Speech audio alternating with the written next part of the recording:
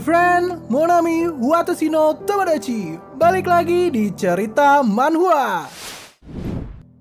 Kali ini gue akan menceritakan judul baru. Manhwa ini berjudul I Become the Tyrant of Defense Game. Kisahnya dimulai dari MC kita yang telah menamatkan sebuah game. Akhirnya, aku berhasil menamatkan game sialan ini. Kolom chat di live streamingnya semakin ramai. Wow, gila, dia bisa menamatkannya. Iya bener, dia adalah orang pertama di dunia ini yang bisa menamatkan game itu. Gamenya bernama Empire Defense. Game yang mengumumkan dirinya memiliki tingkat kesulitan impossible. Dan sekarang, 10 tahun setelah perilisannya, seorang telah berhasil menamatkannya. Iya, itu bener. Dan orang itu adalah MC kita. Sudah aku bilang pada kalian semua kan, tidak peduli sesusah apapun gamenya, pasti bisa diselesaikan. MC kita adalah seorang streamer game.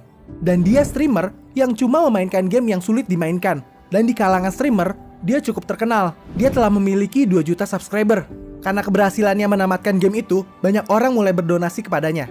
Wow, Tuan Fox, terima kasih donasi 3 jutanya. Di kolom komentar, banyak pujian kepada MC kita. Dengan santai MC berkata, Tidak, ini semua berkat kalian guys. Dia mencoba untuk rendah hati, tapi kelakuannya tidak mencerminkan sikap rendah hatinya. MC kita ini adalah orang pertama yang bisa menyelesaikan game yang sangat sulit ini. Pencapaian ini banyak diinginkan oleh gamer-gamer lain. Tapi MC kita memiliki penyesalan. Karena hanya satu karakter game yang masih bisa hidup. Selainnya semua sudah mati. Karakter utama itu bernama Lucas. Di dalam hatinya, ya tujuanku memang bukan menyelamatkan semua. Tujuanku sebenarnya adalah mencapai garis akhir. Dengan mengalahkan bos terakhir, The Lake Princess Who Can Sleep. Setelah mengalahkan dia, game pun berakhir. Game ini memiliki tingkat kesulitan Hell dan memiliki mode Iron Man. Mode di mana kamu hanya memiliki satu kesempatan untuk menamatkan game tersebut. Tidak ada checkpoint di tengah permainan. Kalau kau mati di tengah permainan, kau harus memulainya lagi dari awal. MC kita memandang karakter Lucas yang berdiri di hadapan bos monster yang telah dia bunuh. Meski dia cuma karakter di dalam game, punggungnya memancarkan aura kesedihan. Ada sesuatu yang tidak mengenakan di hatinya. Lalu tiba-tiba ada seorang yang berkomentar, harusnya developer memberimu hadiah kan atas pencapaianmu? Si MC menjawab dengan santai. Kenapa juga mereka harus memberikanku hadiah? Seorang netizen menjawab, mereka dihujat karena game ini terlalu sulit. Tapi kau berhasil menyelesaikannya, jadi kau pantas mendapatkan hadiah. Si MC menjawab lagi, ayolah, kenapa juga mereka memberikan hadiah? Aku gak perlu itu. Selama aku bisa bersenang-senang dengan kalian, itu udah cukup. Dengan jawaban itu kolom komentar semakin ramai. Hahaha, wajahmu itu gak bisa bohong. Aku berani taruhan. Dia pasti dengan senang hati akan menerima hadiahnya. Itu pun kalau dikasih. Ada lagi yang menjawab, dari wajahmu kau terlihat sangat menginginkannya kawan. Hahaha, mana mungkin begitu. Enggak, gue gak menginginkannya. Gue cuma having fun kok di sini, kata si MC.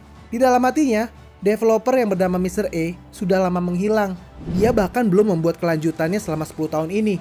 Tidak mungkin dia akan memberikan hadiah. Tidak lama kemudian, tiba-tiba chat muncul di depan layarnya. Itu adalah dari Mr. A. Halo Mr. Classic Nerd, aku direktur Empire Defense. MC cukup kaget dengan chat yang tiba-tiba itu. Dan semua orang yang menonton live streamingnya penuh dengan tanda tanya. Mereka penasaran. Mr. A melanjutkan perkataannya. Pertama, aku ingin berterima kasih. Aku sudah berpikir tidak ada orang yang bisa menamatkannya ini. Tapi melihatmu mampu menyelesaikannya, aku sangat bersyukur. Sekali lagi aku berterima kasih. Di dalam hati MC, apa dia memang nyata? Si MC menjawab, enggak lah, gak usah berterima kasih. Mr. A berkata lagi, aku senang kita masih punya harapan yang tersisa. MC makin bingung. Harapan? Apa dia akan membuat Empire Defense 2? Atau yang semacamnya? Kau sudah menunjukkan kemampuan dan kepantasanmu. Datanglah kemari dan bantu kami. MC malah makin bingung. Hah? Kemampuan? Kepantasan? Apa Mr. A ini palsu? Dia pasti scammer. Tidak mungkin juga seorang kreator game masuk dalam streamingku. Apa aku kick aja ya? Si MC berkata di live streamingnya. Tuan Direktur, atau haruskah aku memanggilmu dengan Tuan yang mengaku Direktur? Tiba-tiba terjadi sesuatu yang aneh. Pandangan MC mulai kabur. Hah? Apa yang terjadi? Apa karena aku terlalu lama bermain? Aduh, kenapa ini? Aku yakin pasti viewerku akan menelpon bantuan kalau aku pingsan atau semacamnya. Ternyata MC kita ini dikirim ke dunia lain. Dunia di mana Empire Defense berada. Di saat dia terbangun, dia berada di tengah peperangan. Suara apa itu? Dia melihat sekelilingnya. Tembok-tembok mulai runtuh. Sialan, apa-apaan itu? Si MC makin kebingungan akan kejadian ini. MC kita mencoba fokus untuk kembali ke kewarasannya. Dia coba mengamati sekitarnya. Di sini dia mencium bau mesiu. Dan di sebelahnya ada sebuah meriam yang sedang ditembakkan. Penuh dengan ketakutan, si MC kita kaget. Dia nggak tahu lagi apa yang harus dilakukan. Begitu banyak ledakan yang datang silih berganti. Sial! Tapi di saat yang sama, dia melihat sebuah bendera yang berkibar dan sebuah bala tentara yang sedang membentuk formasi. Apa-apaan ini? Mereka semua sedang berperang mempertahankan sebuah benteng. Si MC makin gak ngerti dengan kejadian ini. Sebelumnya dia lagi streaming dan sekarang tiba-tiba berada di tengah peperangan. Apa yang sebenarnya terjadi?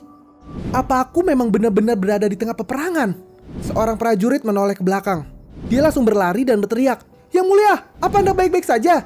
Dengan teriakan prajurit itu, MC itu kaget dan malah semakin bingung. Tunggu, apa dia pasukan musuh? MC langsung berteriak, Wah, jangan mendekat. Tapi prajurit itu terus mendekat. Prajurit ini juga bingung dengan tingkah laku yang dilakukan MC kita. Prajurit itu langsung berlutut dan berkata, "Saya minta maaf yang mulia."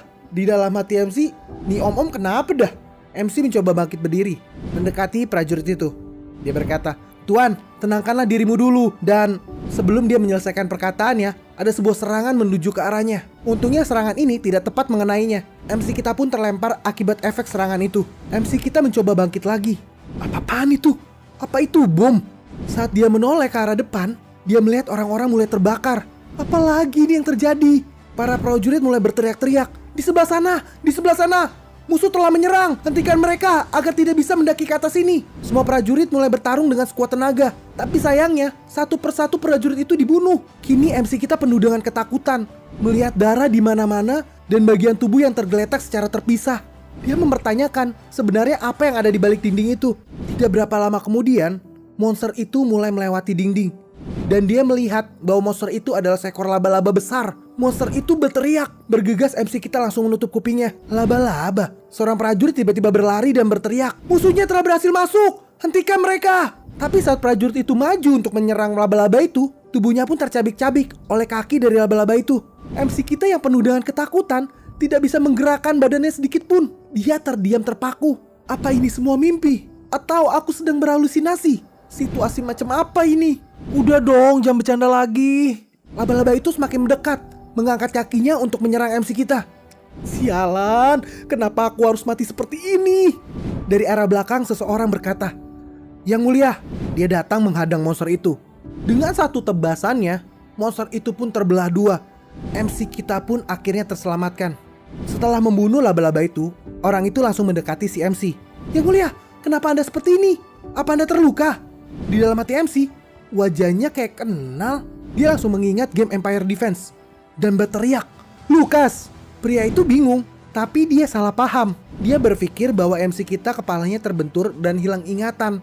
Dia berkata kepada si MC, "Meskipun kepala yang mulia terbentur, tapi aku sangat senang. Akhirnya Tuhan telah memanggil namaku. Meski aku sudah melindungimu selama ini, kamu gak pernah mengingat namaku." Si MC makin kaget. "Hah?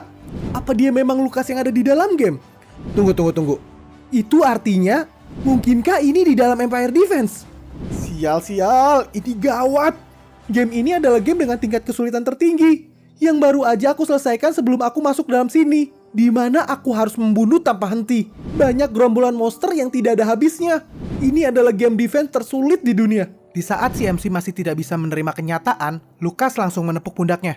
"Yang mulia, musuh yang menghampiri kita itu adalah pasukan Black Spider. Markas garis depan ini mungkin akan hancur sebentar lagi. Tetapi laba-laba itu tidak aktif setelah matahari terbenam. Dan sebentar lagi matahari akan terbenam dalam 30 menit. Oleh karena itu, meski dengan cara apapun, Yang Mulia Pangeran tolong tetap bertahan." MC berkata di dalam hati, kenapa dia ingin melindungiku? Dan tadi dia memanggilku apa? Tuan Pangeran? Memang siapa diriku sekarang? Matahari pun akhirnya terbenam. Para prajurit mulai membereskan sisa-sisa pertarungan. Lukas menghampiri si MC. Akhirnya malam datang juga. Pasukan Black Spider sudah mulai mundur. Si MC menatap kosong mayat monster laba-laba itu. MC mulai membuka mulutnya. "Lukas." "Iya Tuan Pangeran." "Di mana ini? Dan siapa aku?" "Tuan, hari ini adalah hari terakhir bulan Februari tahun 649. Ini adalah markas garis depan dari Crossroad, kota benteng. Berarti besok pastilah hari pertama bulan Maret tahun 649. "Iya benar Pangeran." Dia coba mengingat kejadian yang ada di Empire Defense. 1 Maret tahun 649 menurut kalender kerajaan. Markas garis depan penahanan monster. Situasi ini sangat familiar. di tempat yang juga sangat familiar. Ah iya, tentu saja. Berkat waktu setengah tahun yang kuhabiskan untuk bermain Empire Defense, aku tentu mengenali lokasi ini, tempat dan waktu yang sama dengan tutorial game itu yang sudah kumainkan ratusan kali. Dan aku adalah As. Dia berteriak kepada Lucas. Namaku adalah As von Hater Everblack. Dengan tenang, Lucas menjawab. Itu benar yang mulia. Si MC mulai makin stres. Kenapa? Kenapa harus jadi si brengsek ini? As adalah seorang pangeran ketiga kerajaan yang sinting. Komandan terburuk yang menyebabkan sebagian besar prajurit yang terletak di kota benteng meninggal. Dan dia adalah karakter yang mempunyai akhir terburuk di dalam tutorial. Kenapa harus aku sih yang jadi dia? Si MC pergi ke tempat peristirahatan komandan. Dia mulai berkaca di cermin. Dia berteriak-teriak pada dirinya sendiri. As, kau dasar goblok. Kau harusnya berdiam saja dan bersembunyi di kota benteng. Kenapa kau harus menyerang para monster itu? Aku bisa gila kalau kayak begini. Empire Defense adalah game defense klasik. Alasan kenapa game ini terkenal akan kesulitan yang luar biasa itu karena kesulitan tertingginya, yaitu tingkat Hell dan mode Iron Man-nya yang memaksamu untuk tidak bisa menyimpan progres gamemu. Game ini adalah kombinasi yang komplit, dan aku adalah satu-satunya yang berhasil menyelesaikan mode Iron Man tingkat Hell ini. Tidak peduli di titik mana aku diturunkan, aku yakin kemampuanku bisa menuntunku ke sebuah jalan keluar, kecuali bagian ini. Bagian tutorial sialan ini. Sekarang kita memanggil MC kita dengan sebutan As. As membuka sistem window. Dia mulai berpikir bagaimana cara dia menyelesaikan stage sialan ini. Karena stage ini mustahil untuk diselesaikan. Tutorial ini didesain agar kau selalu gagal, tidak peduli apapun usahamu. Karena cerita utamanya baru akan mulai ketika Lucas kabur dari invasi para monster itu sendirian. Di game ini yang berlangsung selama 3 tahun, pasukan Black Spider adalah monster yang baru bisa kau buru setelah kau mencapai semester 2 di tahun kedua. Sekarang bagaimana caranya aku bisa mengalahkan ratusan monster itu ketika aku baru aja memulai gamenya? Tidak. Ayo coba fokus. Aku adalah kutu buku penggemar klasik. Ini adalah game yang pernah aku tamatkan. Jika kemampuan dan pengalaman yang kumiliki kugabungkan, aku pasti bisa mendapatkan solusinya. Setelah berpikir begitu banyak strategi, akhirnya As mendapatkan keputusan terakhir. Ini tidak ada solusinya sama sekali. Aduh, sialan. Tamatlah sudah riwayatku. Kenapa level para laba-laba ini tinggi sekali? Level 55 dan 60. Ditambah lagi jumlah mereka lebih dari 1000. Apa-apaan ini? Terlebih lagi, ketahanan tembok kastil sangatlah rendah. Hanya ada satu artefak ancient mana cannon. Jadi apa yang bisa aku lakukan? Kemungkinan menang itu sangat rendah. Coba tenang dulu, aku harus menemukan metode lain yang mempunyai kemungkinan menang lebih tinggi. Jika kau memainkan game ini di mode Iron Man, kau tidak bisa save lalu load game begitu aja. Jadi begitu kau melakukan suatu kesalahan, maka seluruh permainanmu itu akan hancur. Oleh karena itu, mengambil keputusan optimal setiap detiknya sangatlah penting. Karena aku telah memainkan game ini dalam setengah tahun terakhir, aku mengetahui sesuatu, yaitu ada keputusan dalam setiap situasi. Dan pasti ada jalan selamat untuk situasi ini. Walaupun keputusan itu hanya sedikit menambah kemungkinan menangmu, itu adalah sesuatu yang sedikit lebih pasti. As mencoba mengecek informasi di layar panelnya. Dia mencari sesuatu yang bisa dia andalkan. Setelah dia menemukannya, dia langsung keluar dari ruangannya dan berteriak, "Lucas! Di mana kau, Lucas?" Lucas yang ternyata berada di samping pintu langsung menjawab, "Iya yang mulia, aku di sini. Cepat kau panggil party yang ada di bawah kendaliku." "Party mana?" "Party itu. Maksudnya para pengawal Anda, Tuan Pangeran. Tuan tidak pernah memanggil mereka sebelumnya. Kenapa tiba-tiba?" "Udah, berhentilah menjawab dan cepat panggil mereka. Aku ada rencana untuk keluar dari situasi ini." Mereka semua akhirnya berkumpul. "Baiklah, apakah semuanya sudah ada di sini?" 4 orang telah berkumpul di dalam ruangan itu. Mereka adalah karakter yang kukenal. Yang perempuan bernama Lily, dan yang om-om satu ini bernama Ken. Anak kecil ini bernama Demian. Ya wajar kalau mereka adalah karakter yang kukenal, karena aku telah melihat banyak kejadian di mana mereka mati mengenaskan. CMC bertanya, "Kenapa dia duduk seperti bola begitu?" Dia melihat ke arah Demian. Si Lily membantu menjawab, "Dia menjadi begitu karena dia telah kehilangan seorang kawannya hari ini. Tolong mohon pengertiannya, Pangeran." Setelah aku pikir-pikir lagi, dia memang seperti itu saat tutorial dulu. Karena dia terkena status abnormal, dialah yang pertama mati. Aku ingat, aku tidak bisa menggunakannya walaupun dia adalah seorang healer. CMC berkata, "Pertama-tama, waktu yang kita miliki sekarang sangat sedikit. Akan kugunakan untuk menjelaskan apa peran kalian besok. Pertama, kau Lily." "Iya, Tuan Pangeran." Lily ini adalah magician dengan tipe serangan api. Dia adalah DPS utama party ini. Dia mampu mengeluarkan spell kuat secara beruntun. "Lily, kau akan menjadi tameng kita. Tahanlah serangan Black Spider itu sebagai tank utama kita. Hah? Yang mulia, aku kan seorang magician. As tidak mempedulikan jawaban si Lily. Dia langsung berpindah kepada Ken. Ken adalah kesatria Betameng yang bisa menarik perhatian para musuh di garis depan. Dia menggunakan area of effect taunting untuk menarik monster kepadanya, lalu menahan serangan mereka dengan tubuhnya. Dia adalah seorang tank. Ken, kau akan diam-diam menyelinap ke pusat formasi mereka, lalu buat kekacauan. Menyelinap dan buat kekacauan. Lalu Damian ini adalah seorang healer. Kelas yang sangat wajib hukumnya ada di dalam game. Damian, kau mulai sekarang akan menjadi sniper party ini. Kau harus menembak target-target yang paling penting. Dan kau terakhir, Lucas. Kau akan memimpin prajurit tersisa dan mempertahankan garis depan. Si Ken yang mendengar perintah ini mulai marah. Sialan, kau bilang ini ada sebuah rencana?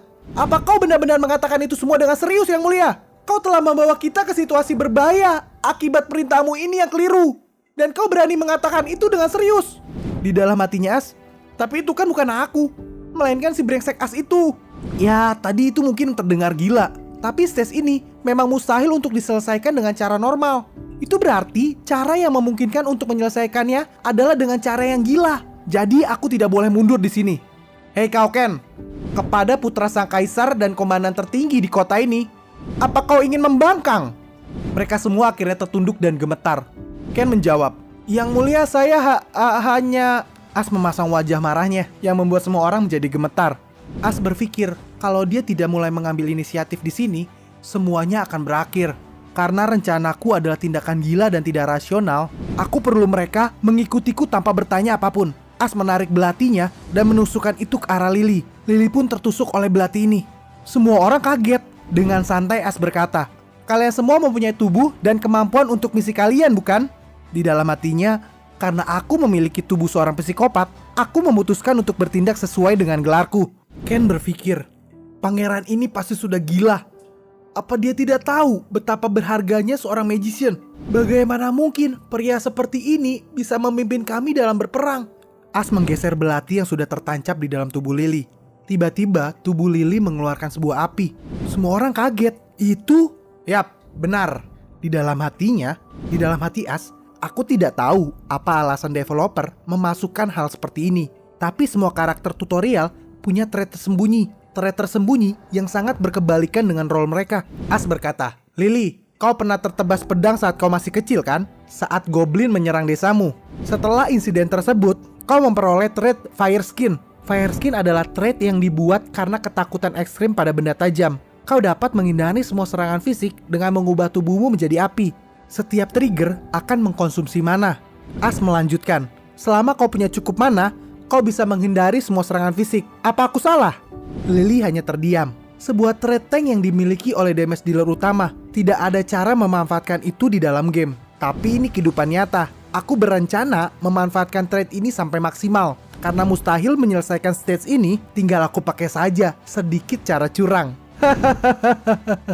Seperti yang kau bilang, bajingan yang melemparkanku ke dalam game ini. Aku akan menamatkan game sampah ini. Dan saat aku berhasil melakukannya, aku pasti akan menghajarmu. Lalu As meminta maaf kepada Lily. Maaf, karena aku sudah melakukan hal kasar cuma untuk membuktikannya. Tidak masalah Yang Mulia. Tapi bagaimana kamu bisa tahu? Udah, itu gak penting untuk sekarang. Selanjutnya, kau Ken. Baik Yang Mulia, saat kau kecil, kau hebat mencuri kan? Kau berasal dari daerah kumuh dan harus menghidupi keluargamu. Kurasa kau juga kesusahan untuk menjadi seorang kesatria. Bagaimana kau bisa tahu Yang Mulia? Seperti yang kubilang, itu tidak penting untuk sekarang. Yang lebih penting adalah bagaimana kau memanfaatkan kekuatan itu. Ken memiliki trait Survival Method of Petitive. Kebiasaan dari saat Anda menjadi pencuri dan perampok, Anda dapat mengurangi hawa keberadaan Anda dalam keadaan bahaya dan membuat orang lain tak menyadari Anda. Ini akan mengkonsumsi banyak SP saat digunakan. As melanjutkannya. Kau bisa kan menghilangkan keberadaanmu kapanpun kau mau.